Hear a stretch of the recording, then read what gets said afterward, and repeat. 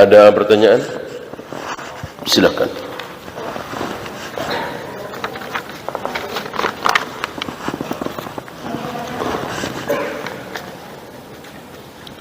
Apa batasan larangan wanita tidak boleh keluar rumah saat iddah atas meninggalnya suami? Sama ya, meninggalnya suami atau dicerai ya. Sifat iddahnya sama. Jangan keluar rumah kecuali darurat ya. Kalau nggak keluar mati karena di dalam nggak ada makanan, nggak ada yang disuruh, bahkan nggak ada yang nyari nafkah misalnya, ya tentu boleh. Tidak boleh berdandan. Berarti wanita itu hukum asalnya boleh berdandan apa tidak boleh? Boleh. Sunnah bagi wanita artinya memang fitrah tabiat wanita berdandan. Berdandan. Nah, ketika masa iddah haram berdandan. Sampai masa iddah selesai 3 kali haid atau 4 bulan 10 hari kalau ditinggal mati suaminya, atau sampai melahirkan anak kalau dia hamil. Tidak boleh dilamar, tidak boleh menerima lamaran laki-laki manapun, baik terang-terangan atau sindiran, kecuali yang ditinggal mati suaminya. Boleh dilamar oleh kita dengan apa? Dengan sindiran. Terus terang tidak boleh. Maukah kamu menjadi istri saya? Enggak boleh, ini kan terang-terangan. Ya. Kalau menyindir boleh, itu yang suaminya meninggal. Kalau dicerai, sindiran juga tidak boleh.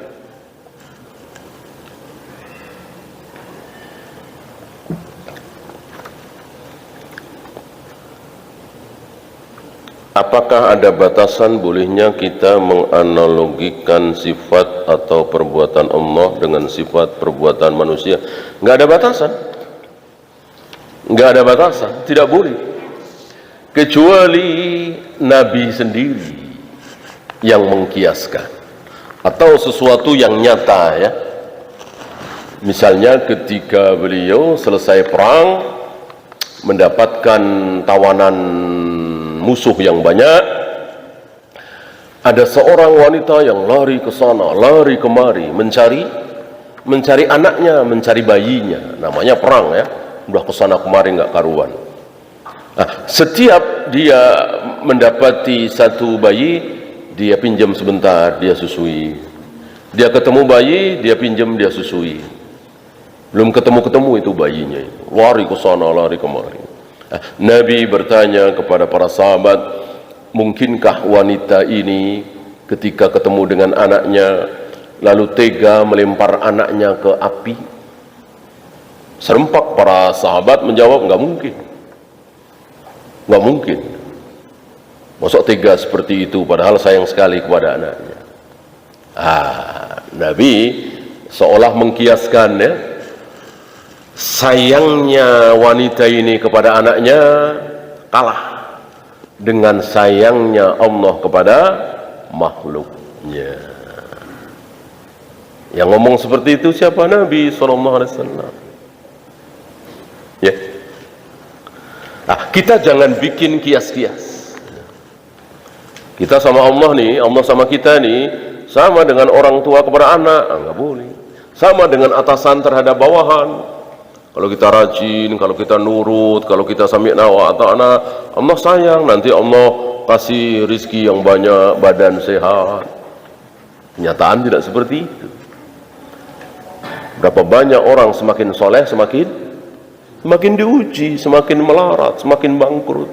Bukan 1 2. Karena dunia bukan tujuan. Kalau patokannya dunia ya salah, kecuali akhirat nanti. Yang taat kepada Allah, yang sami'na wa ta'na kepada Allah, pasti Allah akan berikan kebahagiaan abadi. Kapan? Ya nanti di surga. Dunia bisa iya, bisa tidak. Berapa banyak yang kafir, yang musyrik, yang ahli maksiat, yang pezina, pemabuk, hampir setiap malam berzina. Enak-enak aja hidupnya, kaya. Ya. Apakah dalam belajar Al-Quran, tahsin Al-Quran harus kepada guru yang bersanad? Saya kira tidak ya. Tidak seperti itu. Yang penting benar, kha betul-betul kha, shin betul-betul shin, shad betul-betul shad, panjang pendeknya, tajwidnya. Ya.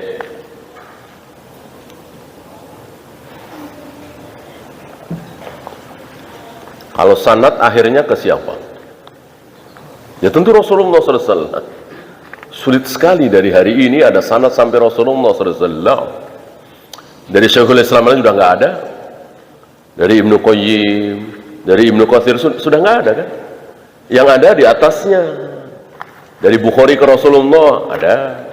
Dari Imam Muslim ke Rasulullah ada. Tirmidzi, Nasa'i, Ibnu Majah, Ahmad ada.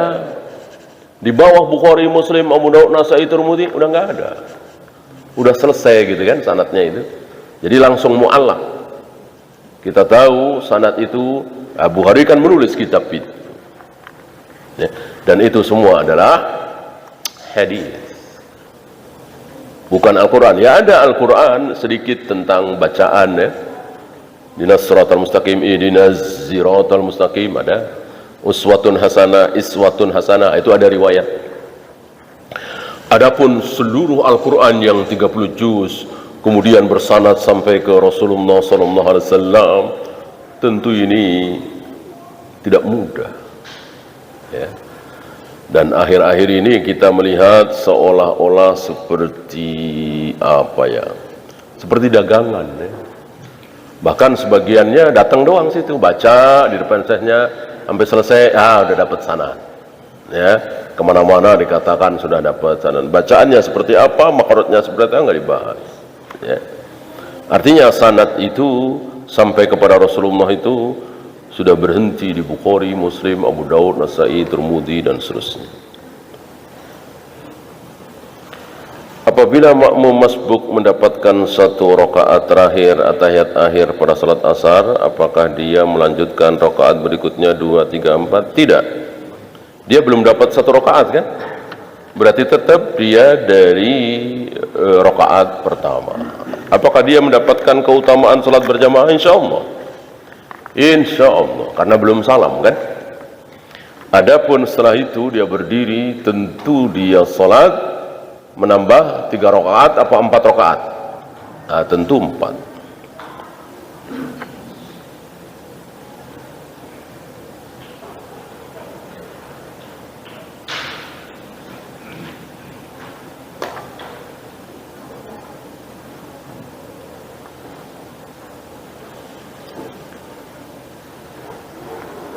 Ada riwayat Ali mengatakan bahwa saat itu kami meminum khamr.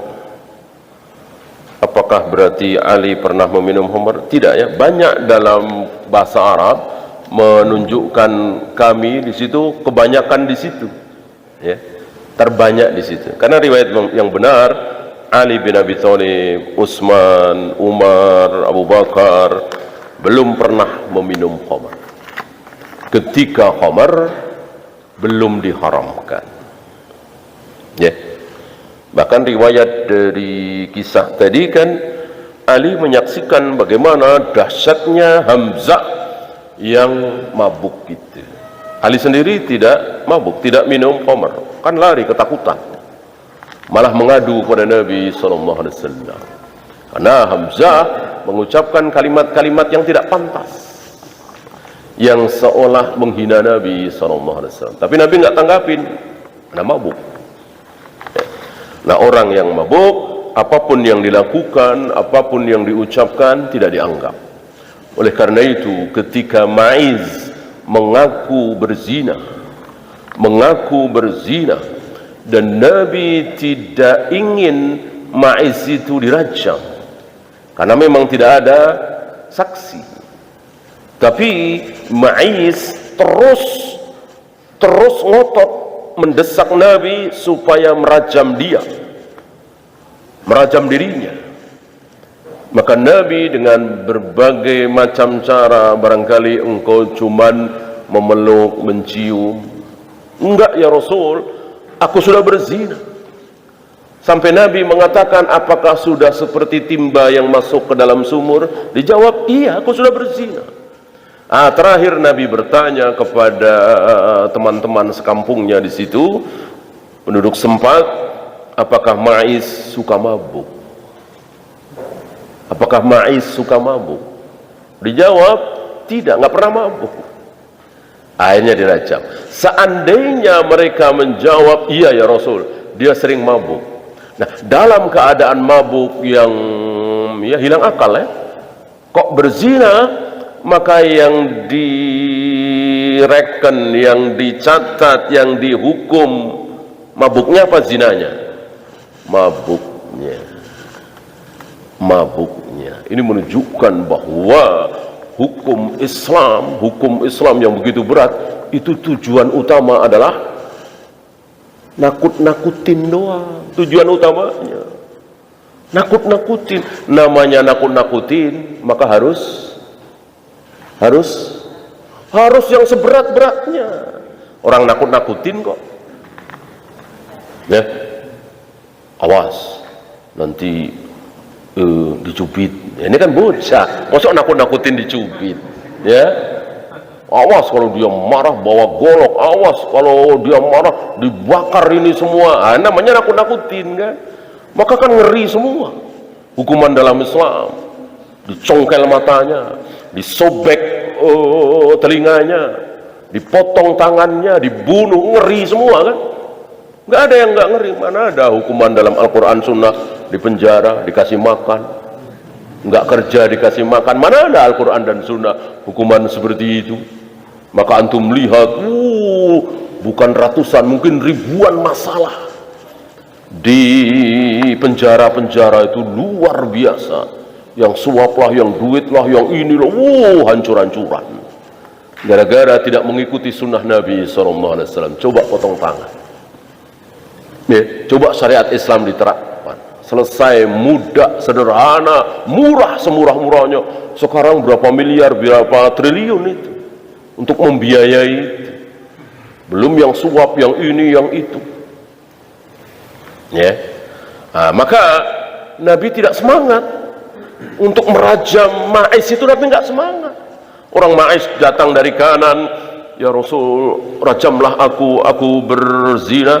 Nabi melengos ke kiri. Ma'iz datang dari kiri, Nabi melengos ke kanan. Seolah Nabi mengatakan, udah diem, udah tobat aja kepada Allah, Allah Maha Pengampun, udah diem. Seolah Nabi bilang begitu. Tapi Nabi nggak bilang begitu ya. Seolah begitu. Jadi betul-betul untuk nakut-nakuti. Nah, karena memang sudah nggak jalan ya udah. Kalau ada saksi, ada bukti, iya. Jadi Nabi nggak semangat. Oh zina, oh sini aja, enggak langsung ditanggepin oleh Nabi kayak semangat lagi nunggu-nunggu gitu ya. Enggak. Nah, maka harus seberat-beratnya. Kalau ada saksi, ada bukti, baru.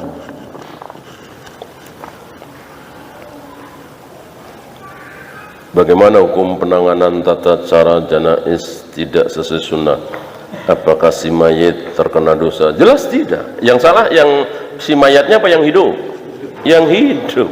Taruhlah nggak disolati sekalipun, nggak dimandikan sekalipun, yang dosa yang hidup. Yang mati nggak berdosa, sama sekali nggak ngaruh. Kalau yang baik ngaruh, didoakan, disolati, didoakan oleh minimal 40 orang. Yang 40 orang ini bertauhid, tidak syirik, yusfa' lahu, bermanfaat bagi mayat, kan baik. Adapun yang nggak baik itu yang pada sholat mayat nggak pada wudhu semua misalnya, ya kan? Sholatnya salah, takbirnya cuma 2 kali misalnya, ngaruh bagi mayat? Enggak. Yang buruk-buruk enggak. Bolehkah membeli barang kepada penjual yang berjualan di trotoar? Hukum asal boleh ya. Tapi kalau untuk barangkali agar kapok dan seterusnya ya, lebih baik cari saudara-saudara kita yang taat kepada aturan ya. Takutnya nanti ta'awun ya. Ada istilah Haji Akbar karena haji tahun ini bertepatan dengan hari Jumat. Ini istilah yang keliru. Semua haji adalah akbar. Yaumul Hajjil Akbar. Nggak ada riwayat waktu itu hari Jumat. Atau mungkin waqi'atul ain. Istilahnya kebetulan saja. Jadi kaidah kalau bertepatan wukufnya dengan hari Jumat maka Haji Akbar, ini sebuah istilah yang salah. Karena nggak ada bedanya. Setiap tahun tidak ada bedanya. Ya. Allahu a'lam. Ya, habis. Ya.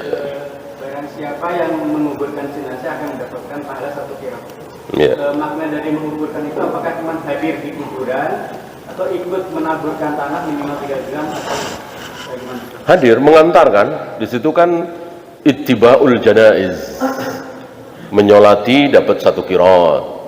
Mengantar ke kubur dapat 1 qirat jadi 2. Enggak ada riwayat menguburkan. Maka harus ikut menaburkan tanah baru dapat 1 qirat. Ya. Tentang sunnahnya saya tidak tahu. Apakah ada sunnahnya bahwa ikut menaburkan? Wallahu a'lam. Kemudian kalau kita ikut prosesi penguburan aja, mensolatkan di dalam tempat atau tadinya kita ada di mana, itu apakah masih dapat? Iya, 1 qirat bukan 2 qirat. Kalau menyolati juga 2 qirat. Ya. Kalau menyolatkan saja tidak mengantar ke kubur 1 qirat. Menyolatkan dan mengantarkan 2 qirat. Mengantarkan saja tidak menyolati 1 qirat. Tapi jika telat antum boleh menyolati di kuburan sebagaimana yang dicontohkan oleh Nabi SAW terhadap wanita penyapu masjid yang meninggal dikubur malam-malam. Nabi tidak tahu, Nabi sudah tidur. Pagi harinya Nabi kehilangan di mana wanita yang suka menyapu masjid. Dijawab oleh para sahabat, sudah meninggal, kami takut merepotkan engkau ya Rasul, kami tidak membangunkan engkau, kami kubur. Nabi minta ditunjukkan mana kuburannya, lalu beliau menyolati dari atas kubur. Karena salat mayat tanpa rukuk, tanpa sujud boleh dilakukan di atas kubur. Kalau kita rombongan boleh berjamaah juga? Boleh. Allahu. Habis? Ya. Saya pernah dengar terkait dengan orang tua yang disiksa kemudian berhenti katanya doa dari anaknya. Pertanyaan apakah itu tidak disoheh, ataupun disoheh, apakah pengertian berhenti dalam kubur atau di neraka? Secara khusus saya tidak tahu sahih dan tidaknya. Adapun jangankan anak, kita yang bukan anak, sekedar tetangga, kita mendoakan, ya Allah selamatkan dia dari siksa kubur, lalu doa kita dikabulkan oleh Allah, mungkin enggak? Mungkin. Nah, anak tentu lebih serius. Anak mungkin sambil nangis mintanya, karena mungkin dia tahu bagaimana kemaksiatan ayahnya, ibunya. Dia nggak tega ayah ibunya disiksa di kubur, sambil menangis, meneteskan air mata, dia memohon kepada Allah. Insya Allah lebih besar kemungkinan dikabulkan. Adapun riwayat secara khusus anak, saya kira tidak benar ya. Berarti kita nggak boleh dong mendoakan karena kita bukan anak. Jadi umum. Nah, anak biasanya lebih menyayat kan. Doa yang dikabulkan oleh Allah salah satunya kan yang betul-betul menyayat hati. Wallahu a'lam. Habis ya? Kita akhiri. Subhanakallahumma bihamdika asyhadu an la ilaha illa anta astaghfiruka wa atubu ilaik. Assalamualaikum warahmatullahi wabarakatuh.